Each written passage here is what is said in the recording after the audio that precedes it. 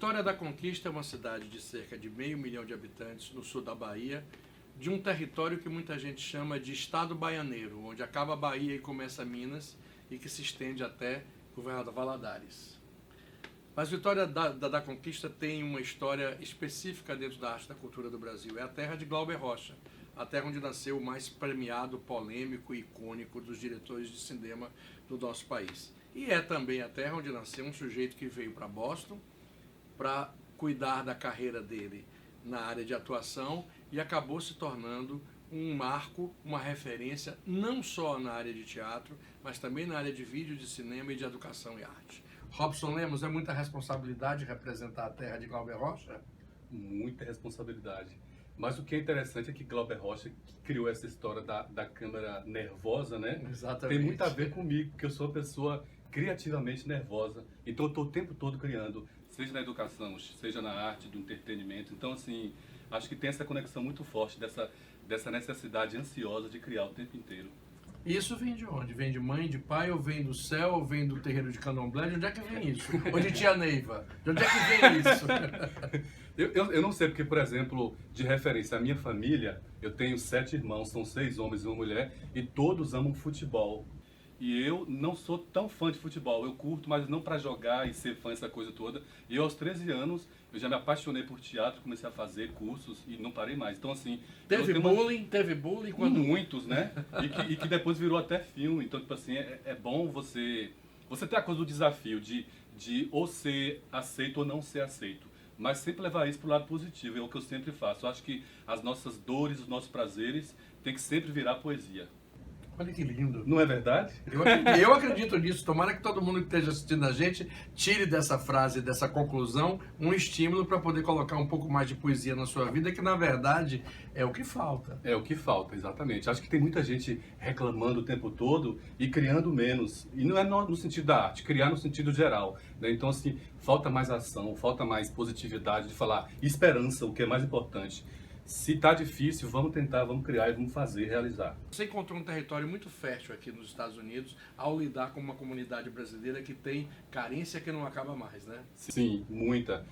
Porque eu tenho uma influência muito grande com essa coisa da área social, né? Então, assim, eu desenvolvi um trabalho paralelo ao meu trabalho de arte, que é o trabalho de arte e educação, que é onde eu posso desenvolver um trabalho que eu conecto com o ser humano, com a identidade do ser humano e, a partir disso, com a inclusão dele. Porque, assim, todo mundo, assim, a mensagem principal do mundo é todo mundo tem um amor, tem uma paixão por alguma coisa. E aí, a partir do momento que, quando você descobre esse amor, essa paixão, seja lá do que for, você consegue conectar ela à sociedade.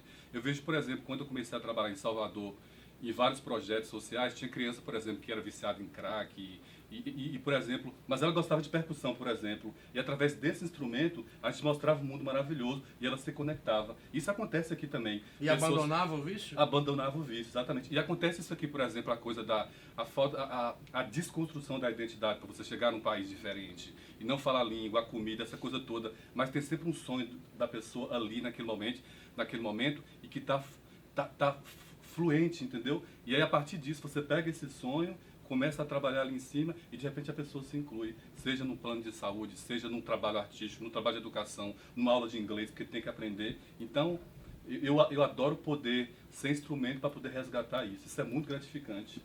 Quando eu vim a primeira vez assistir uma peça de teatro em Boston, impressionado que eu estava com essa coisa que eu considero importantíssima, que foi o surgimento desse núcleo de teatro, que é Del Rose, você, Andressa e tantos, eu não quero nem citar muito nome, porque eu vou esquecer, o Tatara, o Jesse, aquele menino da Cinderela, que eu me esqueço o nome dele sempre. Sim, o Lira Júnior. Lira Júnior, talentosos e criativos.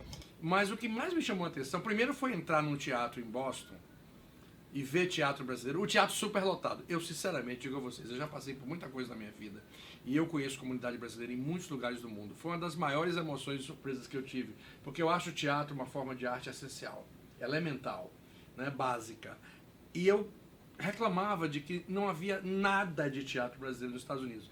E quando eu vi a peça, eu senti que no meio de 2 ou 3 pessoas que tinham experiência, tinha uma pleiade de pessoas que estavam encarando o palco pela primeira vez, ou que faziam limpeza, ou que trabalhavam no restaurante. Não importa o que estivessem fazendo, mas que não tinha conexão absoluta nenhuma com a arte e que estavam tendo ali um momento de absoluta descoberta de vida. Como é que foi esse processo? Então, eu acho que o espetáculo que você viu nessa época deve ter sido Cinderela, que foi Cinderela. uma comédia, que eu entrei nesse espetáculo como diretor. E foi interessante assim, porque o teatro tem vários benefícios. Um foi o que você falou, que é o pessoal para o artista, do tanto que ele se descobre através da socialização, da construção da identidade, da criação, de tudo isso. E o que é importante, que é o presente disso para a plateia. Já ouvi casos, por exemplo, de eu andar na rua e o pai falar, escuta, vem aqui, deixa eu falar com você. Foi a primeira vez que eu fui ao teatro, levei o meu filho e todo o espetáculo que vocês fazem eu levo.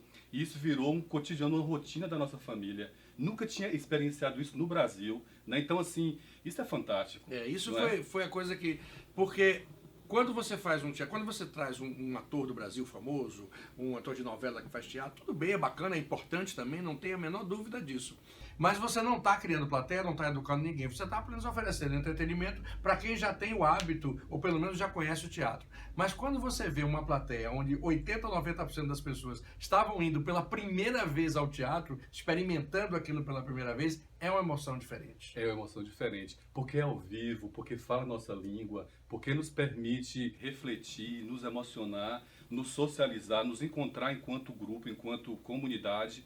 Então, traz muito benefício para a comunidade. E vocês escolheram temas, histórias e linguagens bem acessíveis. Isso foi intencional, claro. Foi intencional. Foi intencional, por exemplo, a gente ter feito Morte e Vida Severina no Cape Cod, onde toda a renda, por exemplo, nós enviamos para o Nordeste para abrir poços artesianos.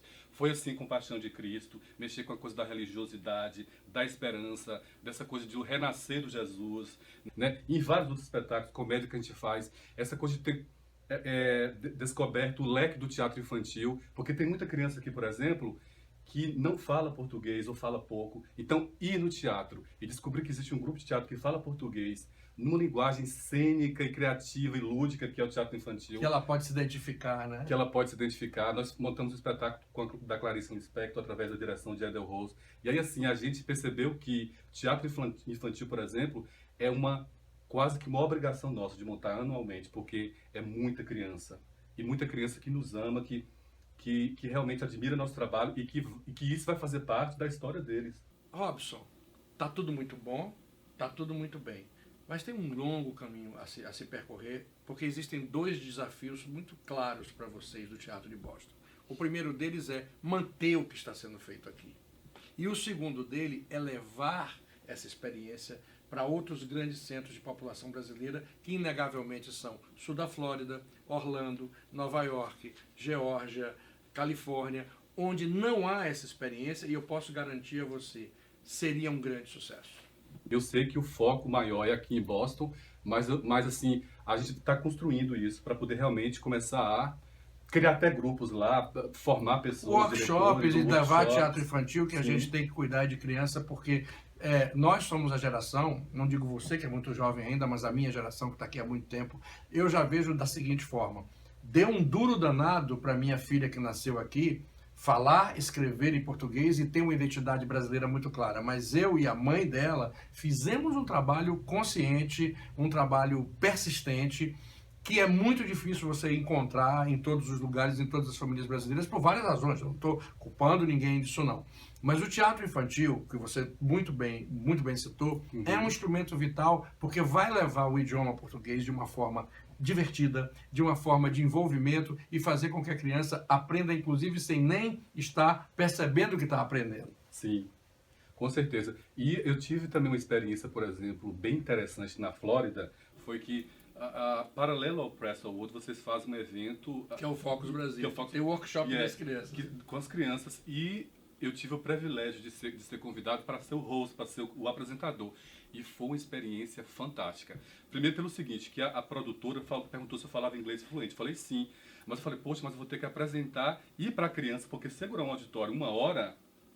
é um pouco difícil. É um desafio. Cheguei lá, criei umas regras, porque todo jogo e brincadeira tem que ter uma regra, ainda mais com o teatro com 200 crianças.